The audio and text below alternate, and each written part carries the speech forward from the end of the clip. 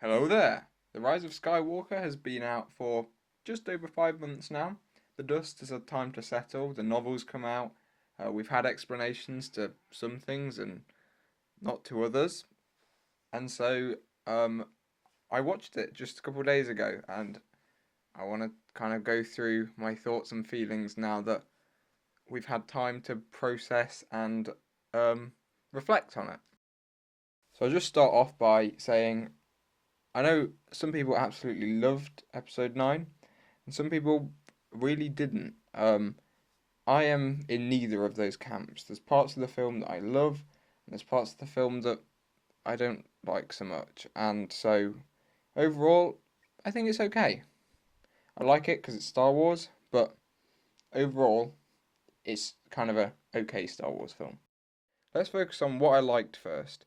Because this was 5 months later and the dust has had time to settle, I was able to uh, not necessarily just focus on the story. Previously, the story was at the forefront of my mind because that was what I wanted to understand. But now, because I'm familiar with the story, and I'm sure many of you are as well, I was able to focus on other aspects of the film. And what I think J.J. Abrams and Chris Terrio did really well was the humour.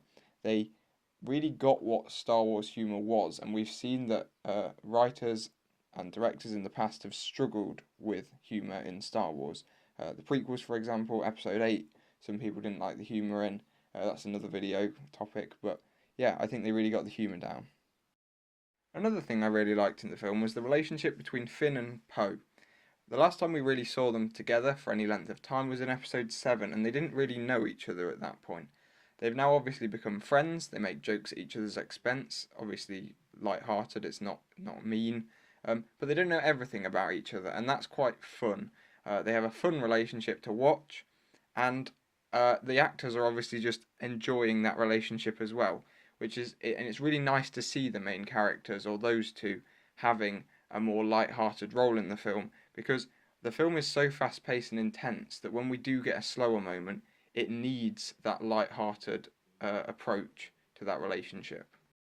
The next thing I want to look at is characters that, in my opinion, exceeded expectations. First on that list is Kylo Ren or Ben Solo. Um, Adam Driver played Kylo Ren slash Ben Solo amazingly throughout this trilogy, but in this film especially. He captures the nuances and the subtleties of the character, whether that's when he points at an Imperial, when he points at a First Order officer, to when he shrugs with the Knights of Ren. Just all the small nuances that make the character fun to watch, but also feel threatening at the same time when he needs to be. Adam Driver did a great job portraying the character, and the character himself, whenever he's on screen, you know it's going to be a good scene. The next character that I would like to talk about is Babu Frick.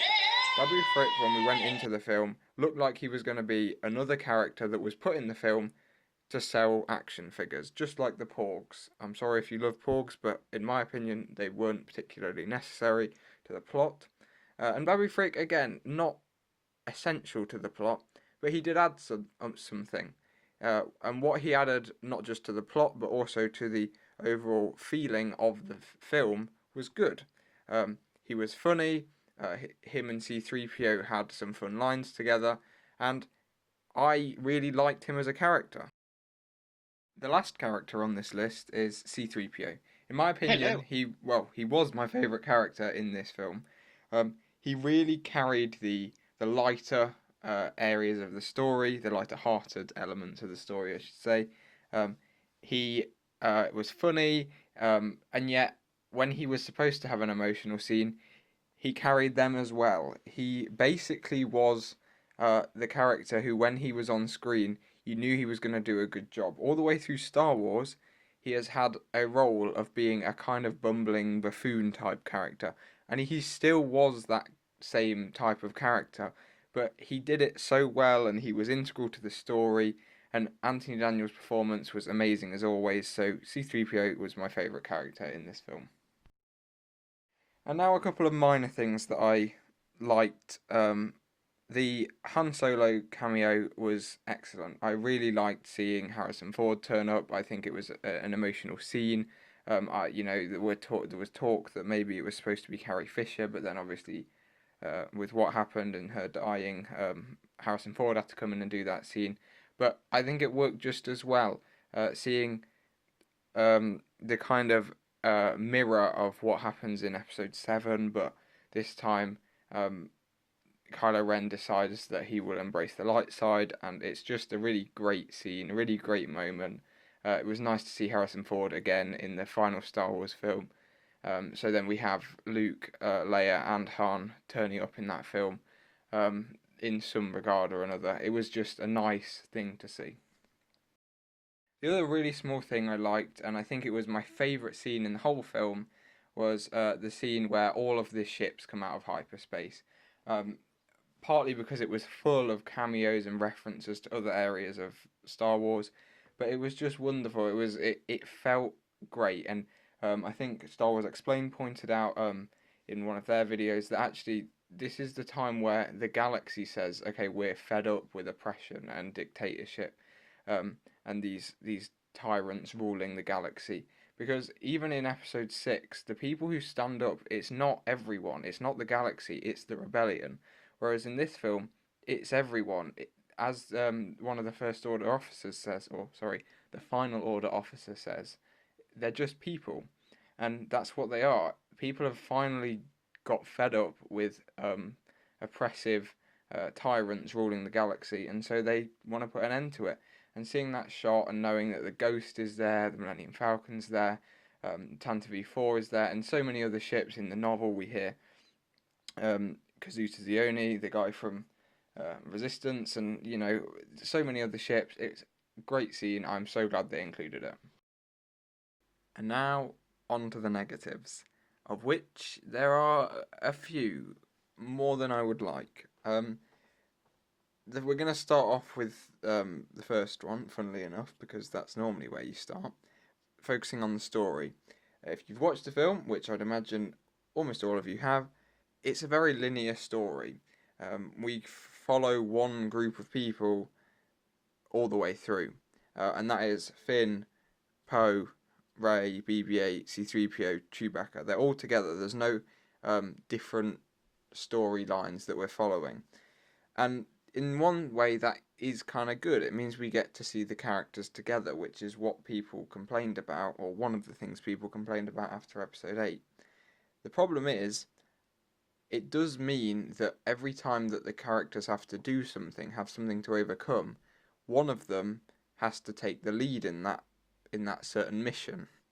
And Rey seems to take the lead in every mission, which, if you like Rey as a character, I'm sure was great to watch. But for me, I wanted to see more Finn and Poe action. Like, it's Rey who has the books that about the Sith Wayfinder.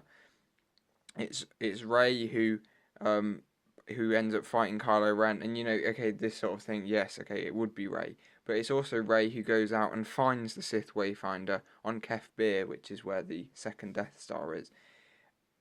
It would have been nice if in the things where it wasn't essential to have a Force user, you utilize Finn or Poe as your main driving force behind progressing the story, because they just kind of feel like they're there to crack jokes, which isn't necessarily a bad thing. They do bring a lightheartedness, as I've said, which I enjoyed, but it would be nice to see them take a bigger role in the story, because they only really get to do anything to contribute towards the story at the very end, when they're attacking Exegol and Rey is on the ground.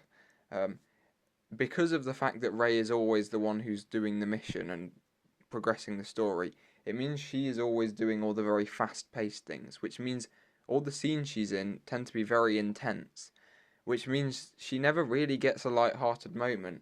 So whereas we get to see who Finn and Poe really are, and we kind of get a feeling of what they would be like after a war, or after the war has ended, Rey just is so intense all the way through. She doesn't particularly have any scenes where she's just able to feel like Rey in this film. It just feels like she's always very intense or scared or angry. She's never positive until the very, very end. And it would have been nice to just give her, maybe a couple more scenes where she just gets to be who she wants to be, and we get to see her be a more positive character because she's either angry or scared or sad or whatever, but we don't really get to see happy Rey. Another thing that I would criticise is the lack of canon checking, as I would dub it. Um, there are multiple occasions in the film where you kind of watch as someone who knows more than just the films and go, that decision is obviously based on the films alone. For example, Chewbacca is given Han's medal, but he's already got a medal of his own, which we found out in one of the comics. Or Poe is supposedly leaves Zori's crew to join the Resistance, but we know that he came from the Republic fleet to join the Resistance. And I know that stories afterwards have retconned some of this and sorted it all out canonically, but it still would have just been nice to have a more smooth story which didn't leave hardcore fans kind of sitting there and going, okay, well, that's not technically right, or okay, Chewbacca gets the medal. Well, anyone who didn't read the comic or didn't know about the comic would have gone, oh, that's nice. He finally gets the recognition he deserves. Whereas those of us that already knew what happened in the comic kind of said, well, why would he want a second medal? I guess sentimental value, it used to be Han's, but okay, he already had one. And in that same type of vein, it feels like anything that could be remotely ambiguous in the story needs explaining by one of the characters, which, in my opinion, I found a little bit irritating at times. So, for example, Rey, she's meditating, the rocks are all floating around her, and she's saying, be with me, be with me. And then she does her little force flip and lands and says to BB-8, they weren't with me. Now, I think 99% of the audience knew who she was talking about. She was quite obviously talking about the Jedi, but then she had to clarify to BB-8 that it was the Jedi, which for me took out a bit of the immersion because BB-8 will obviously know what she's trying to do, and so why would she then tell BB-8 what she was trying to do when he already knew? It felt like she was telling the audience and they just had to try and work it in. That sort of thing annoyed me. It was a very minor criticism, but it did kind of ruin some of the immersion of the film, just for me. Not ruin, just fracture maybe. Another thing that annoyed me a little bit, or in that same vein of not really understanding the full lore, or it didn't feel like JJ and Colin understood the full lore, was the approach to some of the Force powers. Now, I really liked how they took the Force bond between Kylo and Rey further. I thought that was a really nice touch. But the Force power that I would focus on is Force Heal. We've seen we in canon Force Heal hadn't really been seen much before. We kind of saw Obi-Wan do it in Episode 4. He heals Luke after he's hit his head, but it's nothing to the extent that we see Rey do it, especially in this film. And my problem with it was it just felt a little bit too powerful. It felt like, oh, okay, well, we've got this problem, I will just force heal it away. And that shouldn't be the case. If we'd have seen a bit more of the repercussions of using it, like we saw in the book, it would have been nice. But the book shouldn't have to explain the things that the film fails to. So in the book, it says that Rey, after healing the big snake thing, on screen, I will say what it's actually called, but she heals it, and it says that her hand tingles, and it feels wrong for her hand. So it obviously hurts her a little bit to transfer a bit of life, as she says, and she then when she goes to Octo, she spends longer on Octo than we see in the film. So part of that will be recovering from force healing Kylo, and that would be a decent explanation. We'd be able to say, well, this is the reason why the Jedi just didn't go around healing all the clones, because then they wouldn't be able to fight, and it would give us a slightly better explanation than just kind of, oh yeah, Rey can now heal everyone's injuries, because that shouldn't be the way it is, because that death and dying should have a bit more seriousness in Star Wars than just, oh, when anyone's injured we just get some guy over to force heal them. Another thing that was a little bit confusing was the the concept of the Force dyad. Now, this isn't necessarily a criticism. I quite liked the idea that those two had a special connection that we hadn't seen before in the Force. It kind of explained some of the weird stuff that was going on ever since, Snoke said he connected their minds, but then Snoke died, so why are their minds still connected? I'm not sure until they kind of said Force dyad, and it feels a little bit like it was a hand-wavy explanation because they didn't really want to have to explain it anymore. I like the idea that the dyad was almost this power that was between them, and that's how Kylo was able to heal Rey, because they were almost one in the Force, but they were two separate bodies. So when Rey dies, Kylo's able to transfer his half of the dyad to Rey, and so like they both exist, but if one dies, then the other one's able to heal the other one, if that makes sense. It's not necessarily a criticism. It just would have been nice to have a bit more explanation, because it's not really explained in the book. It's not really explained anywhere, and I think it basically, some of the guys from the Lucasfilm story group have basically said that often after a story comes out, they have to work out some of the explanations to some of the new concepts. And I think the Force Dyad is one of those things, and I still don't know whether they've figured out how they want it to work. I would quite like it to be like that it's almost, they're almost one in the Force, but through two separate bodies. And what if one of them dies, then it's still a transferable thing. Now, obviously, Kylo then does his Force Ghost magic and disappears off, but that's then he's gone, and there's only one half of the dyad left. That makes sense to me.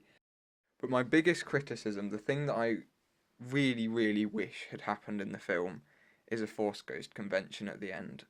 It would have been so nice just to see Obi-Wan, Anakin, Yoda, Qui-Gon, if you like, Luke, maybe Leia.